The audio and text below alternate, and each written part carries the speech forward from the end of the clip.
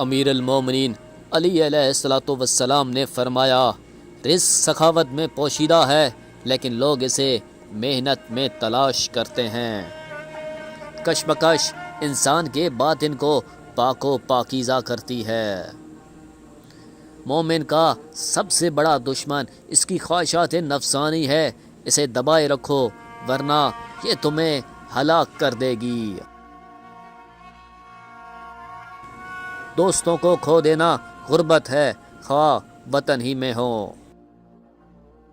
فقیری سب سے بڑی موت ہے۔ مومن کی زبان پر نور الہی چمکتا ہے اور منافق کی زبان پر شیطان بولتا ہے۔ غم آدھا بڑھاپا ہے۔ تمہیں فکر صرف موت کے بعد کی ہونی چاہیے۔ جو لوگ تمہارے قبضہ قدرت میں ہو ان پر غصہ نکالنا کمینگی ہے۔ کوئی شرف اسلام سے بلند تر نہیں۔ دنیا میں پائی جانے والی تکلیفوں کے باوجود اس سے دل لگانا نادانی ہے۔ ہر ظرف اس سے کہ جو اس میں رکھا جائے تنگ ہوتا جاتا ہے، مگر علم کا ظرف وسیع ہوتا جاتا ہے۔ بے فکر ہو جاؤ، اللہ مخلص لوگوں کے ساتھ کبھی نا انصافی نہیں کرتا۔ فاسق و فاجر کی دوستی سے بچے رہو کیونکہ وہ اپنے فائدے کے لیے تمہیں بیچ ڈالے گا۔ حسن و جمال کی زکوٰۃ پاک دامنی ہے۔ مخلص دوستوں کی تلاش ایسے کرو جیسے مریض شفا کی تلاش کرتا ہے۔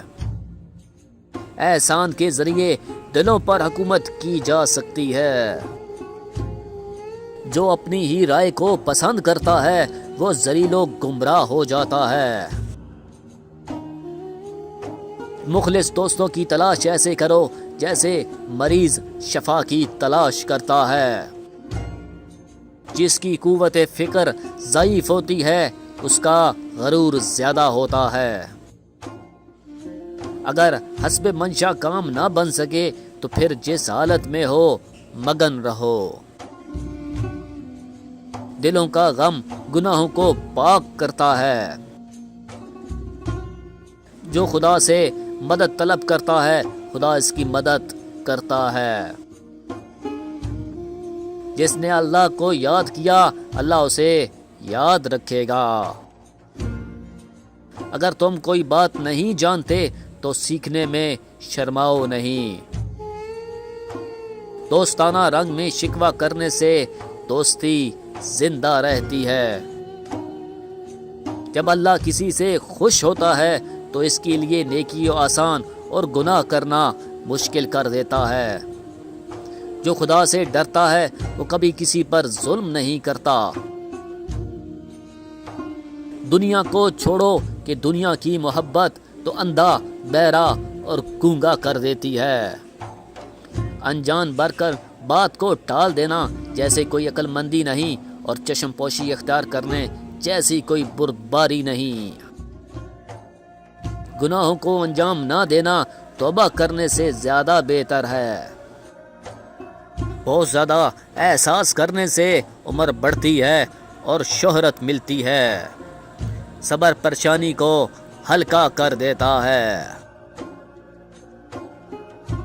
دوست بناؤ ایسا کہ جسے تمہاری عزت محفوظ رہے۔ اس دنیا میں تمہیں جانچا جا رہا ہے لیکن تمہیں پیدا دوسری جگہ کے لیے کیا گیا ہے۔